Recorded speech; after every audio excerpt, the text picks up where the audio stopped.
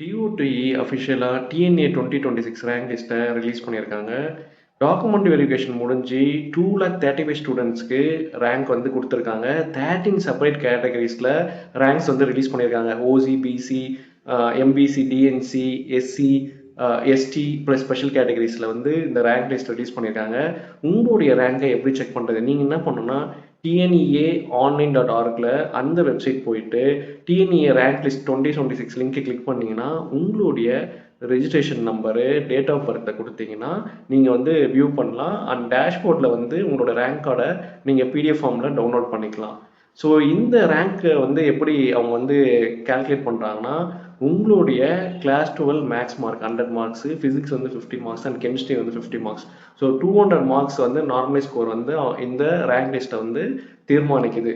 So and also வந்து பார்த்தீங்கன்னா உங்கள் ரேங்க் கார்டில் என்னென்ன இருக்குன்னா, ஓவரால் ரேங்க் இருக்கும், கம்யூனிட்டி வைஸ் ரேங்க் இருக்கும், நார்மலை ஸ்கோர் 200க்கு எவ்வளோ எடுத்தீங்கன்னு இருக்கும், கேட்டகரி டீட்டெயில்ஸ் இருக்கும், அண்ட் பார்த்தீங்கன்னா எலிஜிபிலிட்டி ஸ்டேட்டஸ் இருக்கும். ஸோ இதெல்லாம் இருக்கான்ட்டு உங்களுடைய ரேங்க் லிஸ்ட்டை வந்து நீங்கள் செக் பண்ணுங்கள். அப்படி ஏதாவது உங்கள் ரேங்க் லிஸ்ட் ஏதாவது தப்பு இருந்துச்சுன்னா நீங்கள் என்ன பண்ணலான்னா, கிரீவன்ஸ் விண்டோ வந்து இப்போ பார்த்தீங்கன்னா ஜூலை 6 வரைக்கும் ஓப்பனில் இருக்கும். ஸோ டிஎன்இஏ ஆன்லைன்.orgல உங்கள் இதில் லாகின்ல போயிட்டு கிரீவன்ஸ் டேப்பில் போய் உங்களுடைய டாக்குமெண்ட்ஸ் அப்லோட் பண்ணி நீங்கள் சப்மிட் பண்ணலாம், என்ன வந்து கரெக்ஷன் வேணும்னு சொல்லிட்டு. ஸோ இதை வந்து நோட் பண்ணிங்க, ஜூலை 6 வரைக்கும் தான் டைம் இருக்குது. ஸோ கவுன்சிலிங் எப்போ ஸ்டார்ட் ஆகும்? ரவுண்ட் 1 கவுன்சிலிங் வந்து பார்த்தீங்கன்னா ஜூலை 2026 ஸ்டார்ட் ஆகுது.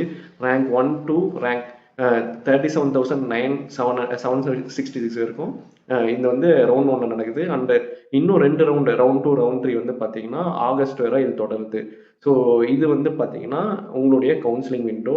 ஸோ சாய்ஸ் ஃபில்லிங் வந்து இப்போ வந்து நீங்கள் பண்ண ஆரம்பிக்கலாம். சாய்ஸ் ஃபில்லிங் வந்து நீங்கள் எதை வந்து பண்ணணும்னா, உங்களுக்கு வந்து இதை வந்து ஆஸ்பிரேஷன் உங்களோட என்ன இருக்குது, ரியலிஸ்டிக்காக யோசிங்க, சேஃபாக ஆப்ஷன்ஸை மிக்ஸ் பண்ணுங்க.